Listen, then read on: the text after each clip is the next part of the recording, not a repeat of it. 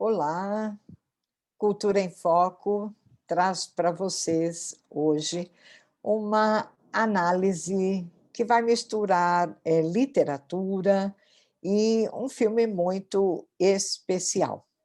Eu espero que vocês gostem, que partilhem, compartilhem, que deem like, que vejam várias das programações do Instituto Legos aqui no YouTube, nas demais redes, não é? Deixem aí os seus dados para serem sempre lembrados das apresentações. Há várias possibilidades de assistirem a vídeos do Cultura em Foco, com várias análises de filmes, contos de fada, Gandhi, Frida Kahlo, uma série. Há outros também sobre educação, sobre aquisição de linguagem, sobre pautas em família, sobre arte. Fique ligado e acompanhe a nossa programação. Vamos lá.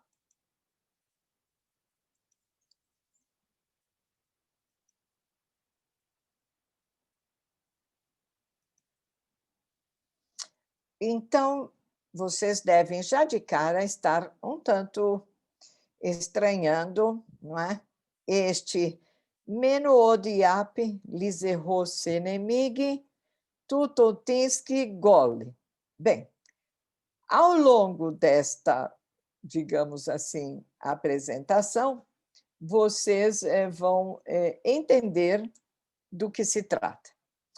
Então, vejam bem, tudo que estava na página anterior, agora tem aqui a sua explicação.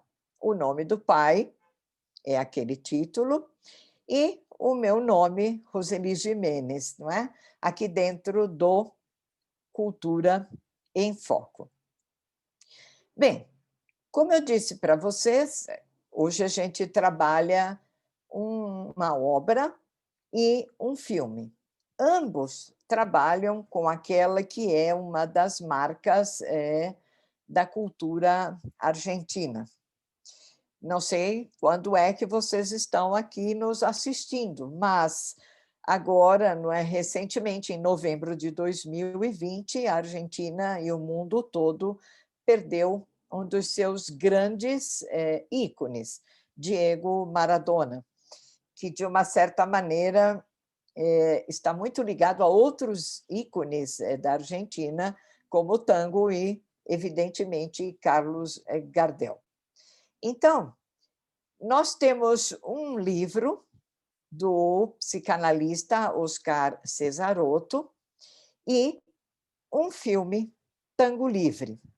E a ideia de mistura dos dois é justamente porque ambos trabalham esta questão mágica do tango.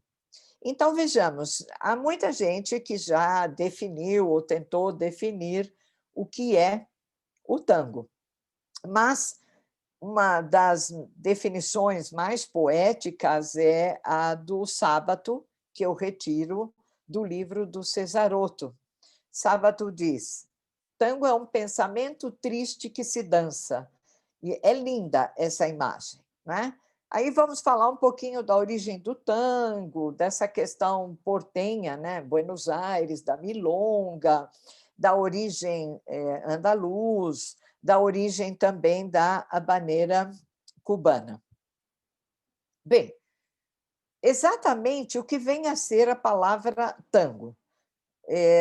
Numa origem, digamos assim, bem típica, não é, da língua africana, é um tocar tambor, que deu tambo, que deu tango, por uma, não é, aproximação.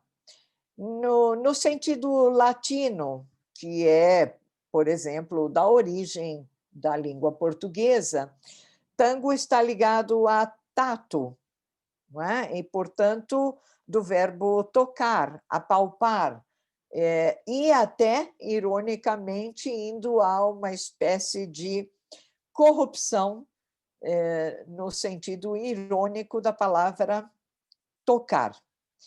E no contemporâneo, não é, o tango refere-se, é o que a gente acha por aí, em qualquer busca, como uma dança argentina. Bem, tudo, o nascer do tango está em Buenos Aires. As imagens que vocês veem à direita mostram este tango sendo dançado em tempos do século XIX, portanto, já do século retrasado, considerando que já estamos no século XXI.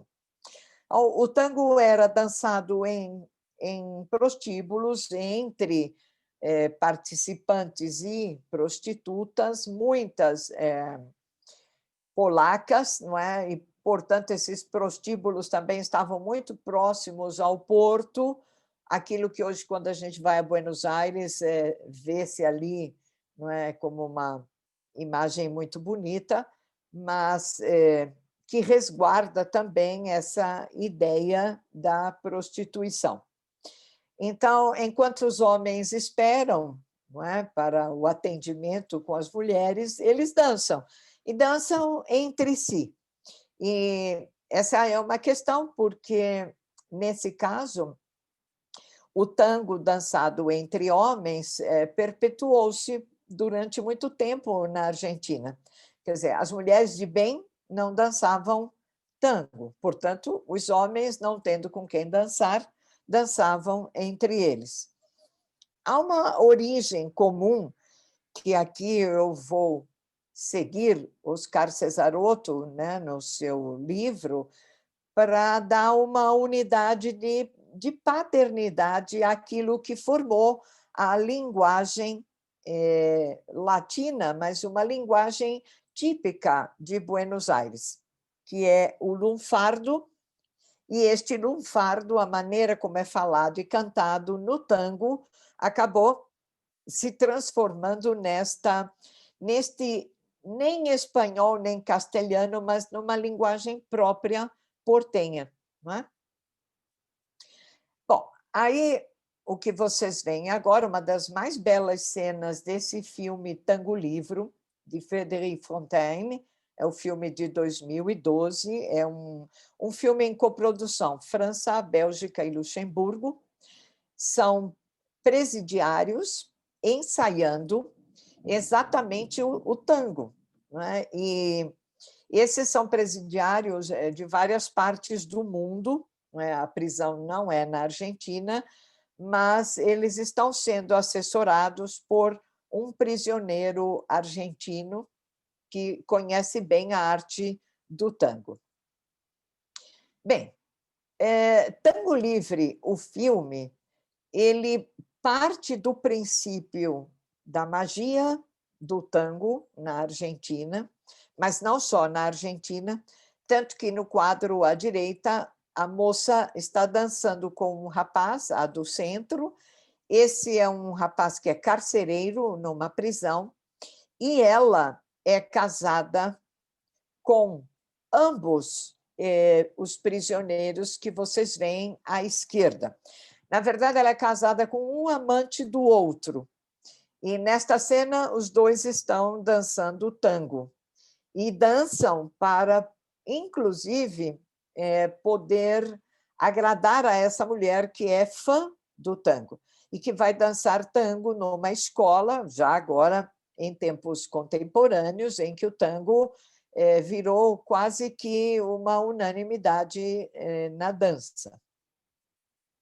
Bem, eu falei para vocês que o tango, não é, como origem de uma linguagem portenha, portanto, específica daquele que habita Buenos Aires, ele tem essa tradição no lunfardo. Tão importante que o lunfardo tem a mesma popularidade e nascimento do próprio tango.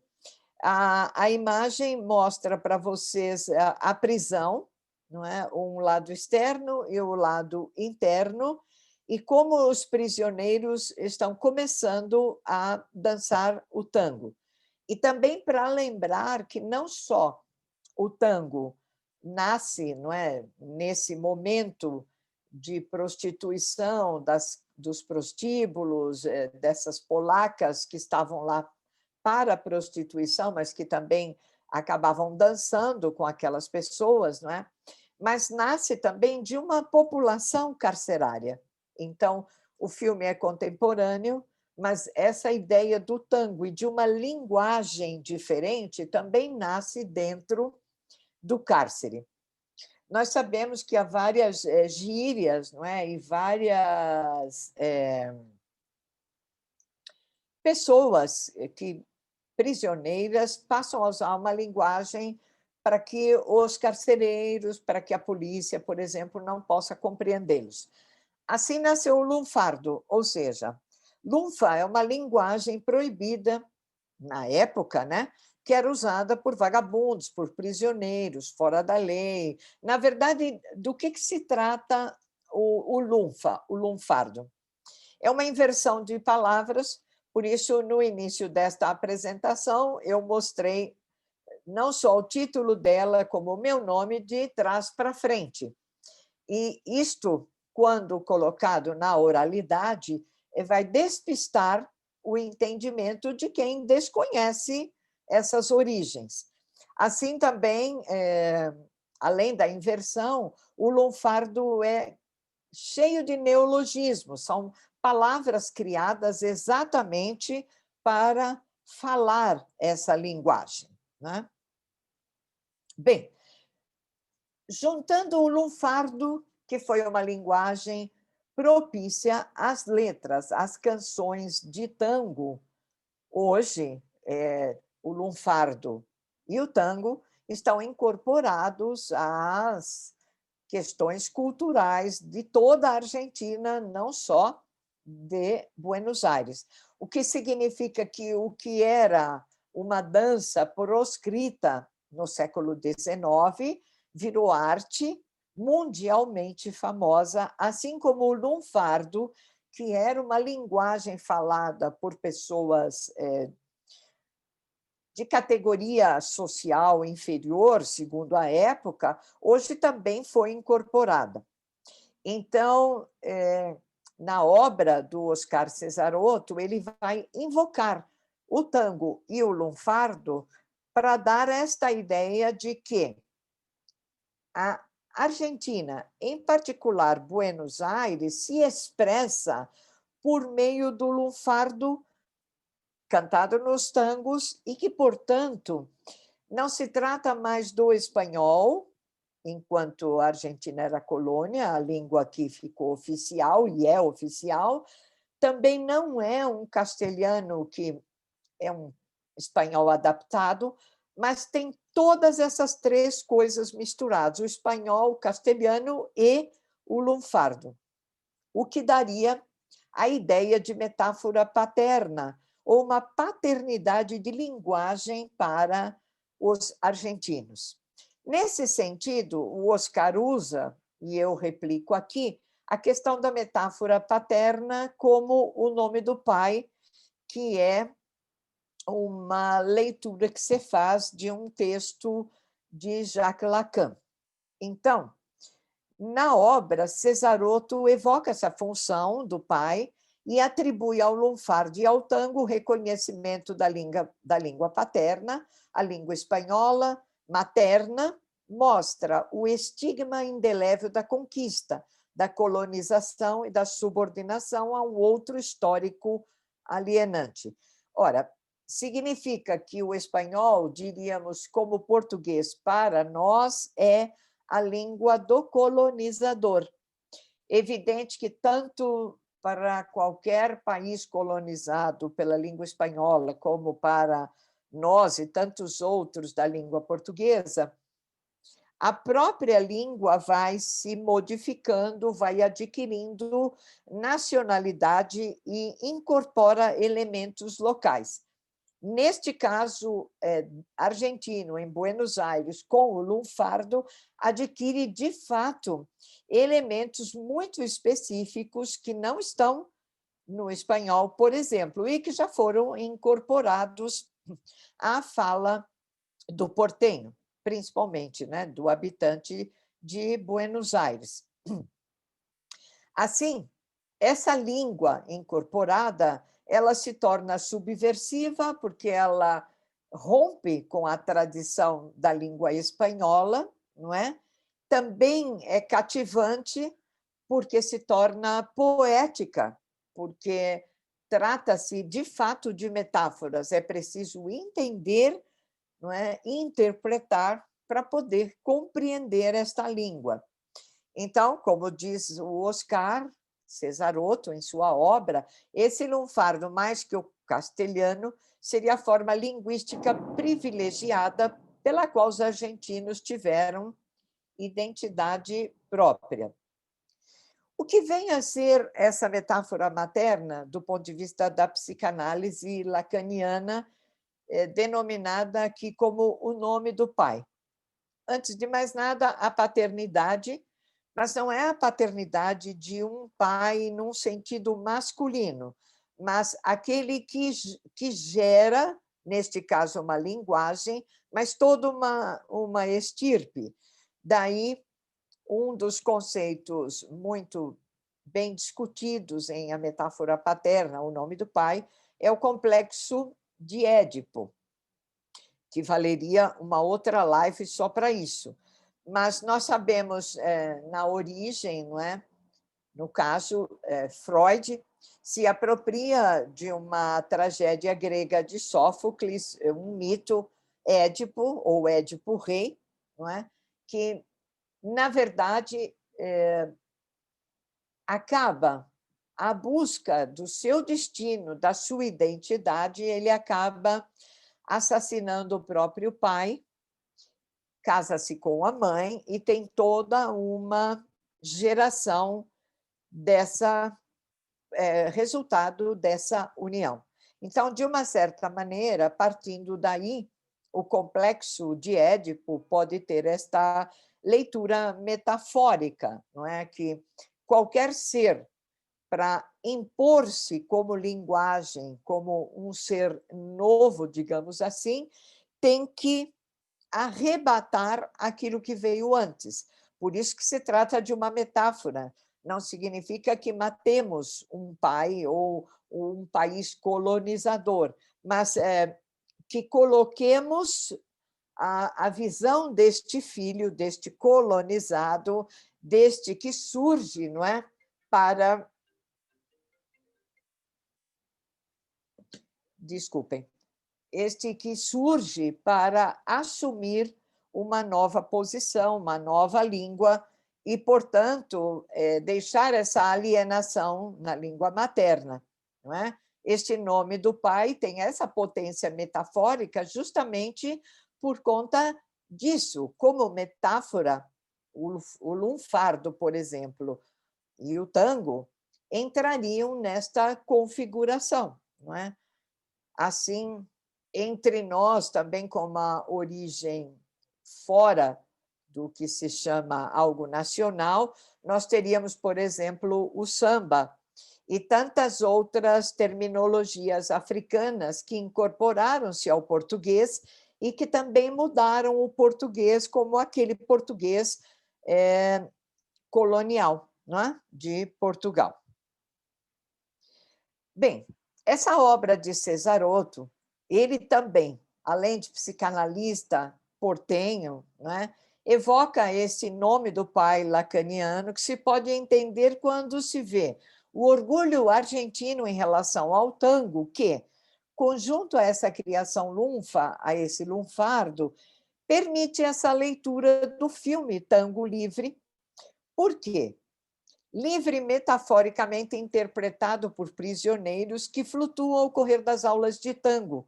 Ao mesmo tempo, retoma essa origem tangueira nascida na dança masculina ou paterna. Por quê?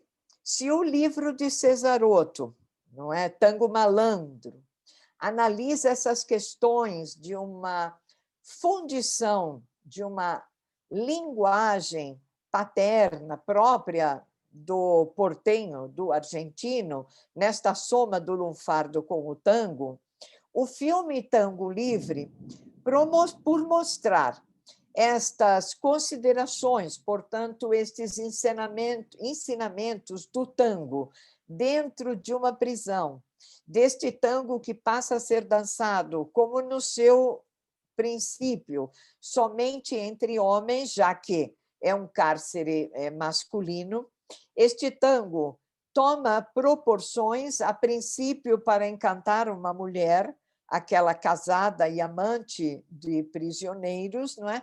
Mas vai assumindo proporções de identidade daqueles prisioneiros que se sentem, por meio deste tango, por meio desta, digamos assim, música, autônomos, não é? Presentes e, digamos assim, mais livres, menos prisioneiros. Bem, as referências aqui usadas, não é? Recomendo muito a leitura de Tango Malandro, do Oscar Cesaroto, ao filme Tango Livre, do Fontaine. Eu tenho aí um livrinho em que eu falo sobre psicanálise e cinema, teço algumas das considerações que coloquei aqui. Nesse livro eu falo mais do cinema de Almodóvar, mas as relações entre psicanálise e cinema estão presentes, e o livro Jacques Lacan, o Seminário Livro 5, que vão tratar destas questões do inconsciente e, portanto, das formações do nome do pai também. Aqui alguns links, caso vocês se interessem por ouvir as canções, não é? E, portanto, além de ouvir, de lerem este que é um espanhol castelhano lunfa, com letras muito criativas, com muitos neologismos, como eu já comentei, e que dão, não é, uma paternidade a esta linguagem portenha. Bem, eu deixo com vocês aqui estas palavras sobre o livro e sobre o filme. Aguardo vocês para outros Cultura em Foco e Instituto Legos, acompanhe-nos. Até a próxima.